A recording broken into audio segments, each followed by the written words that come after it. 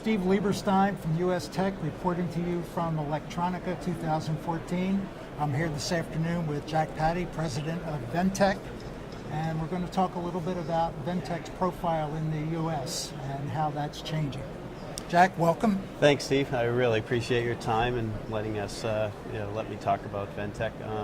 Sure, Ventec U.S.A has, had some dramatic changes in the last few years. We've been into the country since the year 2000 with the Ventec product line. It was distributed through my company, my former company, Global Laminates, which was a distributor. But after distributing for a certain period of time, we realized that in order for us to really deliver the best value to our customers, we looked at the distribution channel and we felt like we needed to streamline it. So Ventec joined forces with Global Laminates at the time, and now we're one company with a significant footprint in the U.S. We have a very good sized location outside of Boston to serve that market. Okay. We have a full service and distribution center in Chicago area, and in Fullerton, California, we not only have a distribution center, but we also have some quick turn manufacturing. So we have a press, and that really serves us well because we have multi-million-dollar inventory, but every day we take an order for something we don't have. Right. So, and it can be hard sometimes to anticipate people's inventory. So with the press, what we're able to do is offer a very quick turn operation for things that you can't always plan on, whether it's a heavy copper, unbalanced copper. And that's really, that really differentiates us from any of our competitors to deliver that service. So we felt that was very important. It's certainly not anything that we make money on. We look at it as a cost center. Sure, but it's a service to your customer. It is, yeah. I mean, we are very, very much a high mix, low volume, quick turn operation. Okay. So 90% of any order we take, we ship same day. Outstanding. It is. But it's the market we serve. We feel like we don't sell laminate or pre-preg. We sell service because that is what the U.S. market is about. Everybody is quick turn. If we don't have it to our customers in 4 hours, they'll get it from somewhere else. So has that given you the ability to expand your reach beyond the bare board people per se? Yes. I mean, you're talking about OEMs and things like that. Yeah.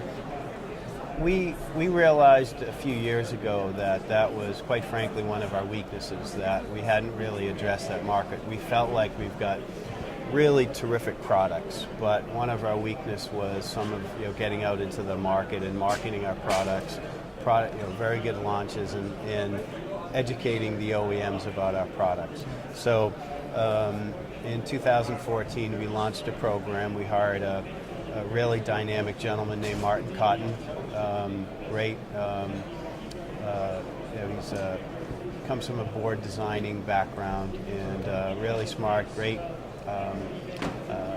contacts and things like that. So we kicked it off, and things have been growing great. Martin has really delivered quite a bit and made us. There's a lot of value to that because when you bring back information from the OEMs, it really helps our technical roadmap. So we've changed that quite a bit as well to gear towards not one specific customer, but gear towards market trends.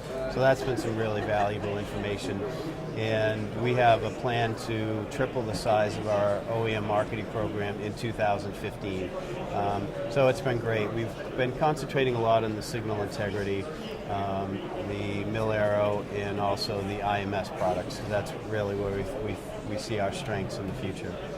Great. So you answered my question, because I was going to ask you to talk more about the roadmap, the technology roadmap, about where you see in the States the market heading. I think you covered that.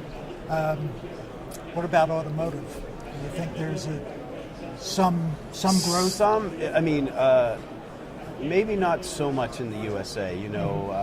This trip here, I'm hearing a lot more about automotive. So quite frankly, we have a senior management meeting coincidentally on Friday, and one of the things that we're talking about is the technical roadmap, and the automotive will become even a larger part than probably anticipated from some of the information that we've got in this meeting. But we see in the U.S. when you talk to the big guys, it's all about signal integrity. That's really where everybody's headed towards. And we have some terrific products in place right now, and we have some along the pipeline. And we've got some good PCB and OEM partners that we're working with to get our material tested and approved. We've just got a couple big approvals, which is really, that's the key. Made us feel really great and encourage us to do more. So that's been very exciting. The mil-aero sector is very important in the U.S., especially on the West Coast, and it's a very robust situation right now. Especially now, yes. With NASA no longer in business. Yeah, so, and we're finding what's happening now is we don't always have to go directly to the OEM. Our customers are encouraging us because, with the dynamic situation going on in the world right now, they're looking for to diversify, in terms of material suppliers and PCB suppliers. So it's a very dynamic situation right now, and we are really uniquely suited to support that market. And to back up a little bit, I owned my company for 21 years, and I was looking for a partner to take it to the next level. I had a lot of companies to choose from, but one of the reasons why I chose Ventec was their understanding of the North American market. We don't have companies that are going to buy container loads of material. But what they recognized is a lot of the future direction of materials. There's a lot of very important things that happened in the U.S. that they wanted to be a part of to give future direction. So. To me, that was a real separator. And Ventec's philosophy is, they really support the overseas markets. It's a huge part. We have a senior management team. I'm part of the senior management team, and we meet regularly to discuss, what support we need in our local markets. Whether it's things as simple as inventory, or we need technical service, we need OEM marketing. So.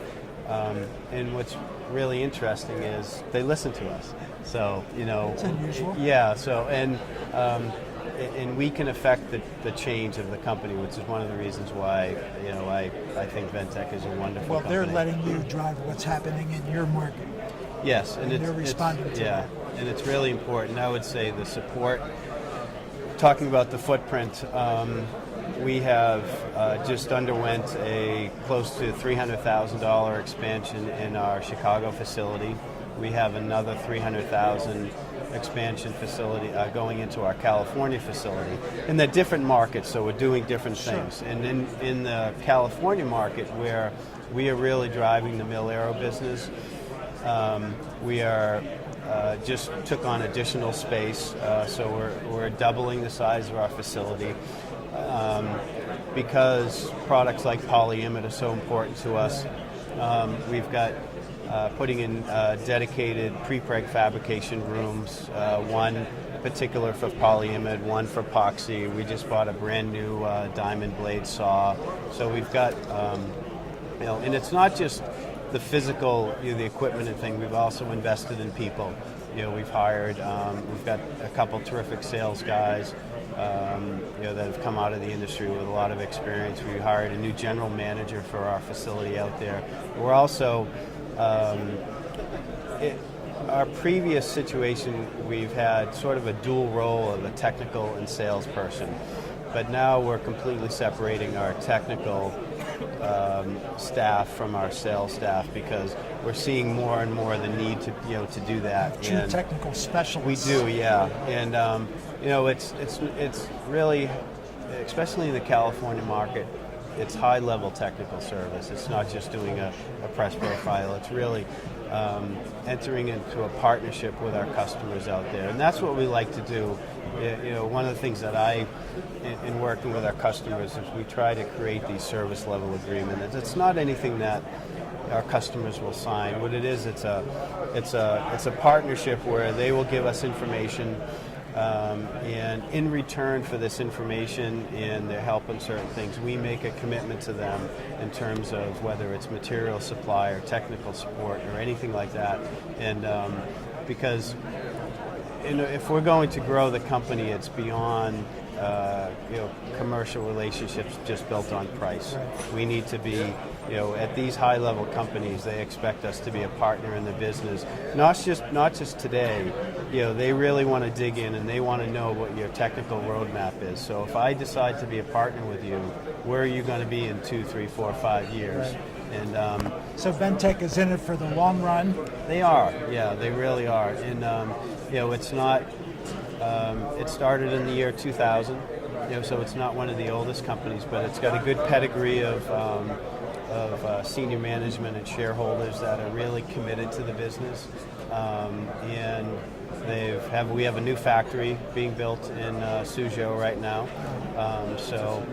And another thing that is very, very different about Ventec is because they understand the high mix, low volume, quick turn business. Things like our press, we have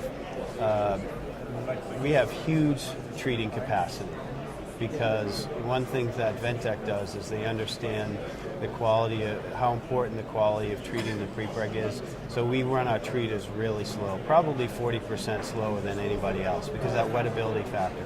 But the other thing that they've had a chance to do with the new factory is, yeah, sure, we have the big 20 opening presses, but we also have a bunch of 5 opening, 6 opening, multiple different sizes, so we can be very dynamic and entrepreneurial towards the market. If someone needs something, take advantage of those opportunities as they come up. Right. Yeah. So that's our philosophy, and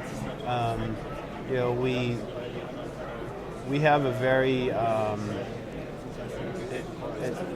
a strategy for the future that we are implementing on a worldwide basis. Of course, you have a different strategy for Asia, from Europe, from the U.S., and I think it's been going very well. Well, we wish you continued success. Thank you. And look forward to hearing great things about Ventec. Okay. All right. Thank you.